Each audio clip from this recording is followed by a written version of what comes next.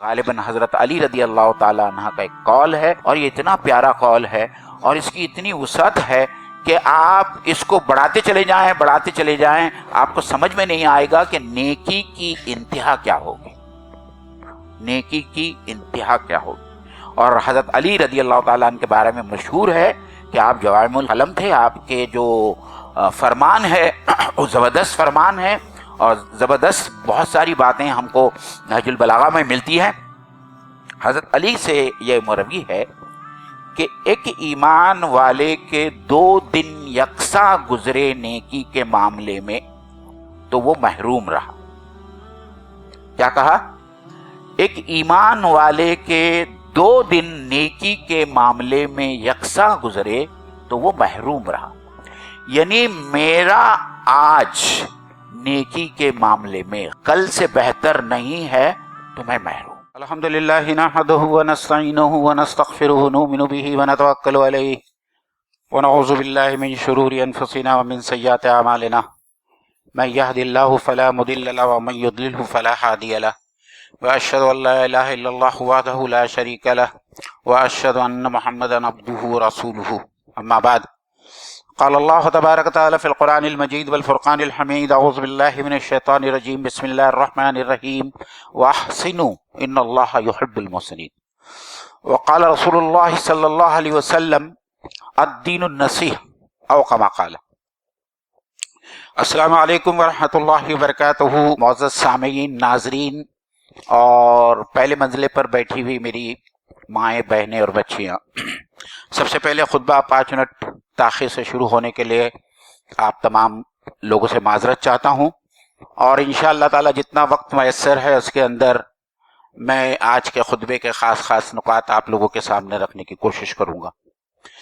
جیسے کہ میں نے آپ کے سامنے اس وقت ایک آیت کی تلاوت کی جس میں اللہ تعالیٰ فرماتا ہے، اور یہ ایک سے زائد مقام پر قرآن مجید میں اللہ تعالیٰ نے فرمایا کہ وَأَحْسِنُوا، احسان کرو، ان اللہ یحب المحسنین، اللہ تعالیٰ احسان کرنے والوں کو پسند فرماتا ہے۔ دوسری ایک میں نے حدیث سے مبارکہ پیش کی، اور بہت یہ حدیث صرف 2 الفاظ پر مشتمل ہے لیکن اتنی وسیع المعنی ہے۔ الدین النصیحہ، دین صرف اور صرف خیر خواہی کا نام، یعنی خیر خواہی کا ہر کام عین دین اور عین عبادت ہے۔ اور ایک تیسری حدیث قدسی انشاءاللہ تعالی اس دوران میں آپ لوگوں کے سامنے رکھنے کی کوشش کروں گا، جو امام نووی رحمۃ اللہ علیہ نے 40 احادیث قدسی میں جو نیکی کا تصور پیش کیا ہے، بہت ہی خوبصورت حدیث ہے۔ میں انشاءاللہ تعالی اس پر بعد میں آؤں گا، تو ان ایک آیت اور 2 احادیث کی روشنی میں میں کوشش یہ کروں گا کہ اسلام میں نیکی اور احسان کا تصور کیا ہے، احسان کہتے کس کو، نیکی کہتے کس کو۔ یہی جو ہے ہمارا آج کا جو ہے سینٹرل تھیم ہوگا انشاءاللہ تعالی۔ سب سے پہلے تو ہم یہ سمجھے کہ دیکھیے، ہم اکثر جب قرآن مجید پڑھتے ہیں تو 4 پارہ شروع ہوتا ہے لن تنالوا البر حتی تنفقوا مما تحبون، کہ تم نیکی کے اس اونچے درجے پر ہرگز نہیں پہنچ پاؤ گے اس وقت تک جب تک تم اپنی سب سے زیادہ محبوب چیز کو اللہ کی راہ میں خرچ نہ کرو، انفاق نہ کرو۔ یہ نیکی کا ایک بہت اعلیٰ ترین مرتبہ ہے، لیکن ظاہری بات ہے کہ اس سے ہٹ کر، اس سے نیچے بھی بہت سارے کام ایسے ہیں جن کا شمار نیکیوں میں ہوتا ہے اور جو ہمارے اعمال نامے میں لکھے جاتے ہیں۔ تو ہم کو ترقی بترقی جو ہے اس نیکی کے اعمال جو ہیں، یا اللہ تعالیٰ جس سے خوش ہوتا ہے اور جس کے اوپر اللہ تعالیٰ کا اجر اور ثواب کا وعدہ ہے، اس کو ہم سمجھنے کی کوشش کرتے ہیں۔ سب سے پہلی بات تو یہ ہم سمجھیں کہ یہ جو نیکی کا عمل ہوتا ہے، اس کے اوپر اجر اور ثواب کا جو معاملہ ہوتا ہے، وہ نیکی کے کوالٹی پہ ہوتا ہے، نیکی کے کوالٹی پہ ہوتا ہے۔ جس طریقے سے آپ بازار میں موبائل خریدنے کے لیے جاتے ہیں تو جس کوالٹی کا موبائل ہوتا ہے وہ اتنا ہی مہنگا ہوتا ہے اور اس کے لیے اتنا ہی پیسہ دینا پڑتا ہے اور اتنا ہی وہ کلائنٹ کے لیے محبوب ہوتا ہے نا. آپ آئی فون 13 کا مقابلہ ایک چھوٹے سے دوسرے موبائل سے آپ نہیں کر سکتے. اسی طریقے سے جس کام میں سب سے زیادہ اخلاص ہو، اللہ تعالیٰ کی رضا درکار ہو اور یہ نیت ہو سب سے پہلے، تبھی جا کر اس نیکی کے اوپر اللہ تعالیٰ اجر و ثواب دیتا ہے. نیکی کے لیے سب سے پہلی شرط ہے کہ اعمال کا دار و مدار نیتوں پر ہوتا ہے، جو بہت ساری احادیث کی کتاب کی پہلی حدیث ہے. اگر یہ نیت نہیں ہے تو آپ نے جو کچھ بھی کیا اس کا شمار ریاکاری میں ہوگا، اس پر آپ کو اللہ تعالیٰ کوئی بھی ثواب نہیں دے گا. جب ہم ثواب میں اوپر جانا چاہتے ہیں یا نیکیوں میں ہم اوپر جانا چاہتے ہیں، اور جو میں نے آیت آپ لوگوں کے سامنے تلاوت کی جو قرآن مجید میں ایک سے زائد مقام پر ہے، وَاحْسِنُوا، احسان کرو، ان اللہ یحب المحسنین. قرآن مجید میں بہت سارے لوگوں کے بارے میں یہ آیا ہے کہ اللہ تعالیٰ ان کو پسند کرتا ہے. ان اللہ یحب المقسطین، ان اللہ یحب المتقین، ایسی بہت ساری چیزیں ہیں. تو ایک جماعت لوگوں کی وہ بھی ہے جس کے بارے میں اللہ تعالیٰ کہتا ہے کہ ان اللہ یحب المحسنین، اللہ تعالیٰ احسان کرنے والوں کو پسند کرتا ہے. تو میں نہیں سمجھتا کہ ہمارے یہاں جو لوگ یہاں بیٹھے ہیں، جو سن رہے ہیں اور آگے بھی یہ تقریر کو سنیں گے، اس میں سے کوئی بھی بندہ ایسا ہوگا جو یہ نہیں چاہے گا کہ وہ اس جماعت میں داخل نہ ہو جو اللہ تعالیٰ کی محبوب بندوں کی جماعت ہے، جس کو اللہ تعالیٰ پسند کرتا ہے. تو سب سے پہلے تو ہم کو یہ سمجھنا پڑے گا کہ محسن ہے کون، احسان کہتے کسے ہیں. ہم اردو جاننے والے اور پڑھنے والوں کا یہ المیہ ہے کہ ہم اکثر اور بیشتر جو الفاظ اردو میں جس معنوں میں استعمال کیے جاتے ہیں اسی معنوں میں جو ہے ہم قرآن مجید کو پڑھتے وقت سمجھتے ہیں. تو احسان کا لفظ عام طور پر ہمارے اردو زبان میں کوئی بھی اچھا کام کرنا، کسی کی مدد کرنے کو جو ہے ہم احسان کہتے ہیں، لیکن عربی زبان میں احسان کی معنی اور مفہوم بہت وسیع اور بہت الگ ہے. اور اس کو سمجھنے کے لیے آپ کو حدیث جبرائیل کی طرف جانا پڑے گا. حدیث جبرائیل ایک بہت مشہور حدیث ہے اور بہت طویل حدیث ہے. میں ظاہری بات ہے کہ اتنی پوری طویل حدیث آپ لوگوں کے سامنے سنانا نہیں چاہتا. اس کا جو آخری ٹکڑا ہے، آخری ٹکڑا، وہ میں آپ کو سناتا ہوں تاکہ ہمارے سمجھ میں آئے کہ اللہ اور اللہ کے رسول کے نزدیک احسان کسے کہتے ہیں. تو جب یہ سوال کیا گیا کہ احسان کیا ہے، تو جواب یہ دیا گیا کہ احسان یہ ہے کہ تم اللہ کی عبادت اس طریقے سے کرو کہ تم خود اپنی آنکھوں سے اللہ تعالیٰ کو دیکھ رہے ہو. کیا کہا؟ کہ تم اللہ کی عبادت اس طریقے سے کرو کہ تم خود اللہ تعالیٰ کو دیکھ رہے ہو. اور اگر یہ ممکن نہیں ہے تو کم سے کم تم اپنے ذہن میں اور اپنے دل میں یہ بات بٹھا لو کہ میں جو اس وقت اللہ تعالیٰ کی بارگاہ میں کھڑا ہوں اور اس کی عبادت کر رہا ہوں تو اللہ تعالیٰ مجھے دیکھ رہا ہے. اس کی معنی کیا ہوئی؟ اس کی معنی کو مزید اور مترشح کرنے کے لیے اور زیادہ اس کو ایلیبریٹ کرنے کے لیے میں ایک حدیث سنانا چاہتا ہوں. یہ میرے نبی صلی اللہ علیہ وسلم جو رحمت للعالمین تھے، ساری دنیاؤں کے لیے رحمت للعالمین تھے. ایک اتنی عجیب حدیث ہے جس کی طرف ہماری نظر نہیں جاتی. اللہ کے رسول صلی اللہ علیہ وسلم نے کہا کہ جب جانور کا ذبیحہ کرو تو اس کے اوپر احسان کرو. وہاں لفظ احسان آیا. جانوروں کا ذبیحہ کرو تو اس کے اوپر احسان کرو. تو اللہ کے رسول نے اس کو کس طریقے سے سمجھایا؟ اللہ کے رسول نے اس کو اس طریقے سے سمجھایا کہ تم اپنی چھری یا وہ آلہ جس سے تم اس جانور کو ذبح کرنے والے ہو اتنا تیز کرو کہ ذبیحے کے وقت جانور کو تکلیف نہ پہنچے. یعنی ایک عمل ذبیحہ جو سال میں ہم ایک بار کرتے، صرف ایک بار کرتے ہیں، اس کے بارے میں اللہ کے رسول صلی اللہ علیہ وسلم نے ہم کو یہ تربیت دی کہ ہم ذبیحے کا بھی عمل کریں تو اس طریقے سے کریں کہ وہ عمل کرنے کا حق، جو حق ہے، وہ پورا ہو جائے. تو جس کو آج کی کارپوریٹ لینگویج میں جو ہم کہتے ہیں ایکسیلنس، میں نے آپ کو ذبیحے کی مثال دی، ٹھیک ہے؟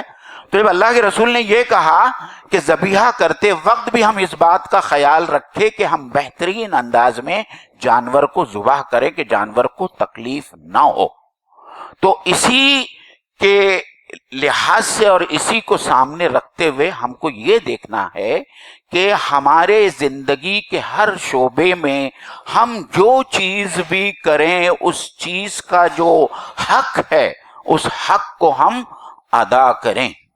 قرآن مجید میں بنی اسرائیل میں اسی کو اس طریقے سے پیش کیا گیا ہے جس میں اللہ تعالیٰ نے فرمایا سعیہا سعیہا، کیا کہا بنی اسرائیل میں کہ اس کے لیے ایسی کوشش کی جائے جیسے کہ کوشش کرنے کا حق ہے۔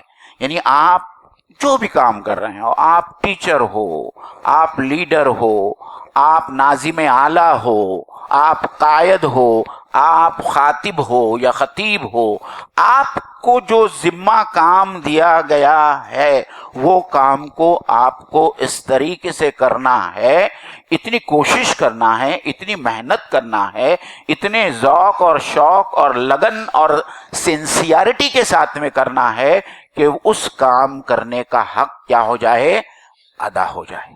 اور آج یہ بہت بڑا مسئلہ ہے ہماری امت کے ساتھ میں۔ آج جو ہے پوری امت جو ہے وہ نان پرفارمر بن گئی ہے۔ ایکسلنس نام کی یا احسان نام کی یا جس کوالٹی کا کام ہم کو کرنا چاہیے اس کوالٹی کا کام اس امت میں نظر نہیں آتا۔ امت میں ایک جو ٹرینڈ بن گیا ہے وہ ہے چلتا ہے، چلتا ہے، میڈیوکریٹی جس کو انگلش میں کہتے ہیں میڈیوکریٹی، کہ جس طریقے سے بھی آپ جو کام کرنا چاہتے ہیں اس کام کو کریں، یہ احسان کے عین ضد ہے، مخالف ہے۔ ہمارا رسول اور ہمارا رب تو یہ چاہتا ہے کہ ہم جو کام بھی کریں وہ سب سے اعلیٰ ترین کوالٹی کا کام ہو، لیکن آج امت کا یہ حال ہو گیا ہے کہ امت کا ہر کام جو ہے ناکارہ اور بدترین کوالٹی جو ہے امت کے ہر کام میں نظر آتی ہے۔ آپ مجھے بتائیے، میں بہت ساری مثالیں آپ لوگوں کے سامنے دینا نہیں چاہتا، آج جو امت کا جو یہ حال ہمارا سماج کا جو نظر آتا ہے اس میں آپ صرف ایک ٹیچر کو لیجیے، صرف ایک ٹیچر کو لیجیے۔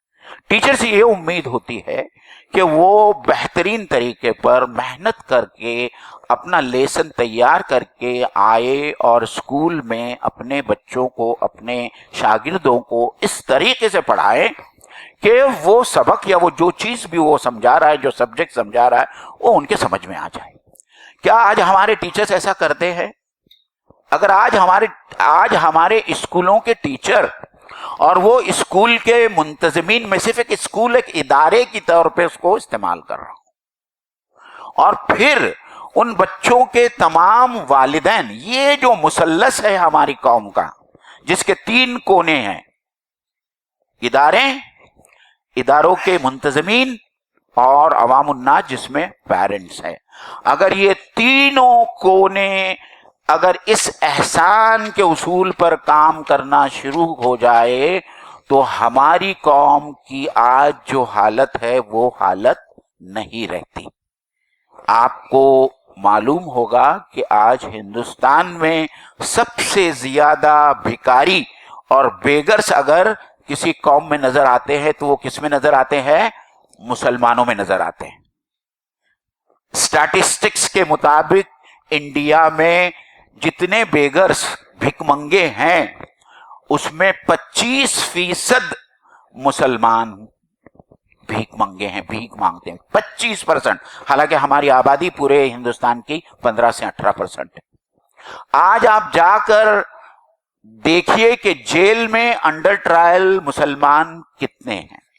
اس عید الفطر کی نماز پڑھانے کے لیے جب ہم اس سال آدارواڑی جیل میں گئے تو پورا کے پورا ہال جو ہے مسلم نوجوانوں سے بھرا پڑا تھا، اور جب ہم لوگوں نے وہاں کے کمشنر سے پوچھا تو اس نے کہا کہ اس وقت تقریباً 2000 میں سے 500 انڈر ٹرائل جو ہے وہ مسلمان ہے۔ 500 مطلب 1/4، 25% انڈر ٹرائل کرمنلز جو ہے مسلمان کمیونٹی میں سے ہمارے ہے. یہ حال ہے ہمارا اس لیے کہ ہم نے جو ہے اسلام کو، اسلام میں نیکی کے تصور کو، اسلام میں احسان کے تصور کو ہم نے سمجھا ہی نہیں. اور نیکی یہ نہیں ہے، احسان یہ نہیں ہے. ہمارے ذہن میں کہیں یہ بیٹھ گیا ہے کہ بس نماز پڑھنا نیکی ہے، روزہ رکھنا نیکی ہے، قرآن پڑھنا نیکی ہے، اور ہر سال عمرے کو جانا سب سے بڑی نیکی ہے. ہر سال عمرے کو جانا سب سے بڑی نیکی. اگر اللہ کے رسول صلی اللہ علیہ وسلم کی احادیث، آپ کی سیرت مبارکہ آپ پڑھیں اور دیکھیں تو آپ کو معلوم ہوگا کہ آپ صلی اللہ علیہ وسلم نے کیسی کیسی نیکی کی ترغیب دی. راستے سے پتھر کو ہٹانا بھی نیکی، اپنے سامنے والے بھائی کو مسکرا کر دیکھنا بھی نیکی. ہمارے سماج میں تو کچھ لوگ ایسے نظر آتے کہ جن کے چہرے کے اوپر مسکراہٹ، مطلب ایسا لگتا ہے کہ ڈاکٹر نے ان کو مسکرانے سے منع کر دیا ہے. بھائی تو مسکرا مت کبھی. اللہ کے رسول صلی اللہ علیہ وسلم نے کہا کہ افشوا السلام، سلام کو پھیلاؤ. ہم سلام کرتے تو سامنے والا سلام کا جواب نہیں دیتا. ایک سلام کے اوپر 10 نیکیاں اور اس کے اوپر 20 اور پھر 30. ہم دوسروں کو، ایک دوسرے کو سلام نہیں کرتے. سلام کرنا دور کی بات ہے، ہم سلام کا جواب نہیں دیتے. اللہ کے رسول صلی اللہ علیہ وسلم نے کہا کہ اپنے بیوی کی طرف مسکرا کر دیکھنا بھی نیکی. اپنے بیوی کی طرف مسکرا کر دیکھنا بھی نیکی.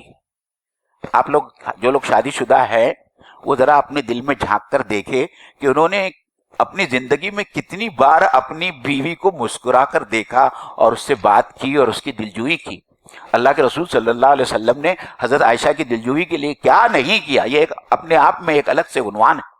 بلکہ اللہ کے رسول نے یہ کہا کہ تم اپنی جب بیویوں کے پاس میں جاتے ہو اور استفادہ کرتے ہو، یہ حدیث ہے، اللہ کے رسول صلی اللہ علیہ وسلم نے کہا کہ جب تم اپنی بیویوں کے پاس جاتے ہو اور ان سے استفادہ کرتے ہو تو تمہارے نامہ اعمال میں نیکی لکھی جاتی ہے.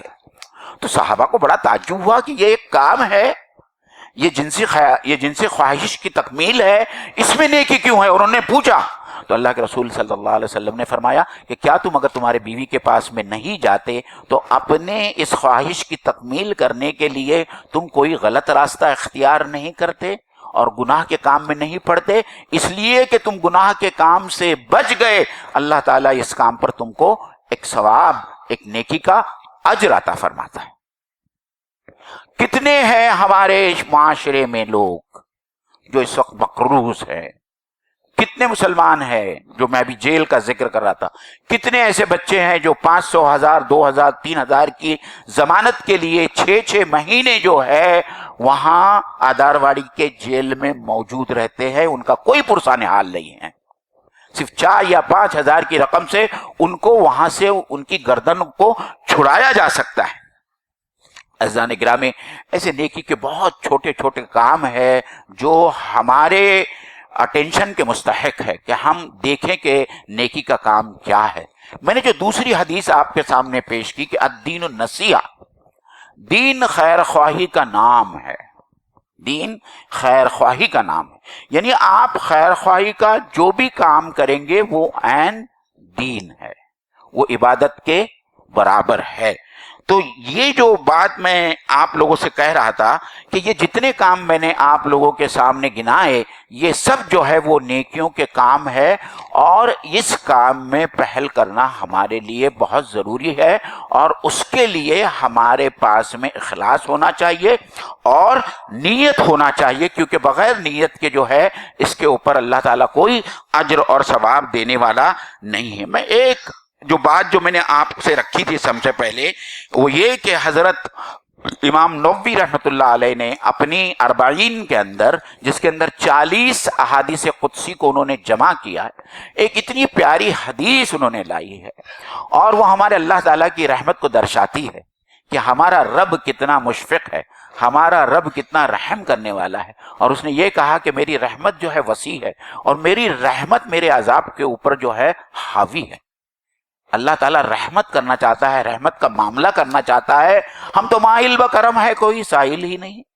ہم تو دینے کے لیے بیٹھے ہیں لیکن کوئی سائل ہی نہیں، کوئی مانگتا ہی نہیں ہم سے. امام نووی رحمۃ اللہ علیہ کہتے ہیں کہ اللہ، یہ حدیث قدسی ہے جو اللہ کے رسول صلی اللہ علیہ وسلم نے یہ کہا کہ اللہ تعالیٰ کہتا ہے کہ جب دیکھیے اس میں 5 باتیں ہیں اس کو مختصراً میں آپ لوگوں کے سامنے رکھوں گا۔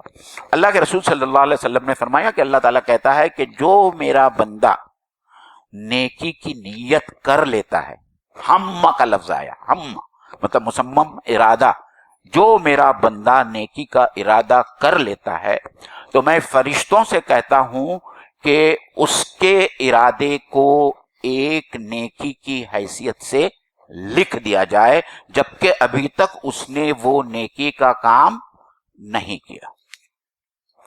اور جب وہ بندہ نیکی کا کام کرتا ہے، جو بھی جس نیکی کے کام کا اس نے ارادہ کیا تھا، تو پھر اللہ تعالیٰ فرشتوں سے کہتا ہے کہ اب اس نیکی کا ثواب 10 گنا سے لے کر 700 گنا سے لے کر اس سے زیادہ تک جتنا اللہ تعالیٰ چاہتا ہے اتنا لکھتا ہے۔ دیکھیے وہ نقطہ نواز ہے، وہ دینے والا ہے، وہ تو جو اپنی رحمت کا دربار کھول کے بیٹھا ہے کہ آؤ اور لوٹو، جتنا اجر و ثواب آپ اس سے لوٹنا چاہتے ہو۔ اسی لیے جو ہے رمضان کے مہینے میں ہم نے بارہا آپ سے کہا کہ لیلۃ القدر کی کیا قیمت ہے اور رمضان میں کس طریقے سے اللہ تعالیٰ اجر و ثواب میں اضافہ فرماتا ہے۔ یہ تو ثواب، یہ تو نیکی کے کام سے متعلق ہو گیا۔ دوسری بات گناہ سے متعلق، دیکھیے اللہ تعالیٰ کی رحمت، دیکھیے اللہ تعالیٰ اپنے فرشتوں سے کہتا ہے کہ جب میرا بندہ کوئی گناہ کا ارادہ کرے تو اس کے نامہ اعمال میں کچھ بھی نہیں لکھا جائے۔ تیسری بات، اگر آپ نے ارادہ کیا کہ آج جا کے مجھے کوئی پکچر دیکھنا ہے یا دوسرا کوئی کام کرنا ہے جو برا کام ہے، لیکن اس وقت تک آپ کے نامہ اعمال میں یہ بدی یا یہ برائی یا گناہ لکھا نہیں جاتا جب تک کہ آپ اس کام کو کر نہیں لیتے۔ یعنی اگر آپ جاتے ہیں تھیٹر میں اور جا کے سنیما میں پکچر دیکھتے ہیں، تب جا کر جو ہے آپ کے نامہ اعمال میں گناہ لکھا جاتا ہے۔ اور ان لائک نیکی میں ایک نیک کام کرنے میں 10 نیکیاں لکھی جاتی ہے۔ یہ اللہ تعالیٰ کی رحمت ہے کہ اللہ تعالیٰ کہتا ہے کہ اس کے ایک گناہ کو صرف ایک ہی گناہ لکھا جائے، اس کو بڑا چڑھا کر نہیں لکھا جائے۔ اور پھر مزید اللہ کے رسول صلی اللہ علیہ وسلم 5ویں بات جو کہتے ہیں وہ بہت اہم ہے، اور 5ویں و اہم بات یہ ہے کہ اللہ تعالیٰ یہ کہتا ہے کہ جو شخص برائی کا ارادہ کرے اور پھر میرے خوف سے، مجھ سے ڈر کر اس برائی کے ارادے کو ترک کر دے، تو بھی اس کے نامہ اعمال میں ایک نیکی لکھی جائے گی۔ یہ اللہ تعالیٰ کی رحمت ہے، اور اس رحمت کا ہم سب کو خیال ہونا چاہیے کہ ہمارا رب ہمارے لیے کتنا رحیم ہے، اور اسلام کے اندر، دین کے اندر نیکی اور احسان کا جو تصور ہے وہ بہت وسیع تصور ہے، اس کو آپ محدود نہ کیجیے۔ نیکیوں کا ایک راستہ ہے جو ہمارے لیے کھلا ہے، ہم کو بس صرف ارادہ کرنا ہے اور اپنے ارادے کے ساتھ میں، سنسیئرٹی کے ساتھ میں اور خلوص کے ساتھ میں اس نیکی کے راستے پر چل پڑنا ہے۔ اور میں اپنے خطبے کی جو آخری بات آپ لوگوں کے سامنے رکھنا چاہتا ہوں، غالباً حضرت علی رضی اللہ تعالیٰ عنہ کا ایک قول ہے، اور یہ اتنا پیارا قول ہے اور اس کی اتنی وسعت ہے کہ آپ اس کو بڑھاتے چلے جائیں، آپ کو سمجھ میں نہیں آئے گا کہ نیکی کی انتہا کیا ہوگی، نیکی کی انتہا کیا ہوگی۔ اور حضرت علی رضی اللہ تعالیٰ عنہ کے بارے میں مشہور ہے کہ آپ جوامع القلم تھے، آپ کے جو فرمان ہے وہ زبردست فرمان ہے، اور زبردست بہت ساری باتیں ہم کو نہج البلاغہ میں ملتی ہیں۔ حضرت علی سے یہ مروی ہے کہ ایک ایمان والے کے 2 دن یکساں گزرے نیکی کے معاملے میں تو وہ محروم رہا۔ کیا کہا؟ ایک ایمان والے کے 2 دن نیکی کے معاملے میں یکساں گزرے تو وہ محروم رہا۔ یعنی میرا آج نیکی کے معاملے میں، خیر کے معاملے میں، عبادت کے معاملے میں کل سے بہتر نہیں ہے تو میں محروم۔ آپ سوچیں، یعنی کل اگر میں نے 5 وقت کی نماز نہیں پڑھی تو آج مجھے چاہیے کہ میں ایک نماز سے اس مثال کو اور واضح کر رہا ہوں۔ کل اگر میں نے 5 وقت کی نمازیں نہیں پڑھی، میری کوئی نماز قضا ہو گئی، تو میں اگر اپنے آپ کو محروم نہیں کرنا چاہتا ہوں یا اگر میں نیکی کے راستے میں ترقی کرنا چاہتا ہوں تو آج مجھے چاہیے کہ میں 5 نمازیں وقت پر ادا کروں. اگر کل میری 5 نمازیں وقت پر ادا ہوئی تھی لیکن باجماعت ادا نہیں ہوئی تھی تو آج مجھے چاہیے کہ میری تمام 5 نمازیں جماعت کے ساتھ میں ادا ہو. اگر کل میں نے 5 نمازیں جماعت کے ساتھ میں ادا کی تھی تو آج اگر میں اس نیکی کے راستے پر اوپر چڑھنا چاہتا ہوں تو میری یہ کوشش ہونی چاہیے کہ میں جماعت میں صف اول میں تکبیر تحریمہ کے ساتھ میں شامل رہوں. اور یہی معاملہ ہر نیکی اور ہر کام جو نیکی کا ہے اس میں ہم کو ایک درجے سے دوسرا درجہ، دوسرے درجے سے تیسرے درجے پر پہنچنے کی کوشش کرنا چاہیے. آپ سوچئے کہ جب آپ اس طریقے کا اگر تصور کریں گے اور یہ خیال کریں گے کہ کس طریقے سے نیکی کے باب میں آگے بڑھا جا سکتا ہے تو ظاہری بات ہے کہ اس کی کوئی چوٹی اور اس کی کوئی انتہا جو ہے نہیں ہے. مجھے یہ جو پہلی صف کے اندر جو نماز پڑھنے کا میرا جو اس وقت میرے ذہن میں حضرت سعید بن مسیب کی بات ذہن میں آئی. راوی اور محدثین اور مفسرین لکھتے ہیں کہ حضرت سعید بن مسیب، دیکھیے یہ صحابی بھی نہیں ہے، یہ تابعی ہیں. حضرت سعید بن مسیب، حضرت سعید بن مسیب نے 40 سال کسی کی پشت پر نماز نہیں پڑھی. آپ سمجھتے ہیں کیا مطلب ہوا؟ حضرت سعید بن مسیب نے 40 سال کسی نمازی کے پشت پر نماز نہیں پڑھی. یعنی 40 سال تک لوگوں نے ان کو دیکھا کہ وہ ہمیشہ نمازوں میں وہ جو ہے صف اول میں موجود رہتے تھے. یہ تو تابعین کا اور تبع تابعین کا عالم تھا. صحابہ اور اللہ کے رسول صلی اللہ علیہ وسلم کی بات تو بہت دور کی ہے. تو آج آپ تمام حضرات سے میری یہی درخواست ہے کہ جو کچھ باتیں میں نے آپ لوگوں سے کہی ہے اس کا جو لب لباب یہی ہے کہ ہم کس طریقے سے اپنے زندگی میں نیکیوں کو شامل کر سکتے ہیں، کس طریقے سے نیکی کے راستے پر چل کر اللہ تعالیٰ کے بارگاہ میں زیادہ سے زیادہ اجر و ثواب کمانے کی جو ہے ہم مستحق بن سکتے ہیں. اللہ تعالیٰ سے دعا ہے کہ اللہ تعالیٰ ہم سب کو کہنے اور سننے سے زیادہ عمل کرنے کی توفیق عطا فرمائیں. وآخر دعوانا ان الحمد للہ رب العالمین.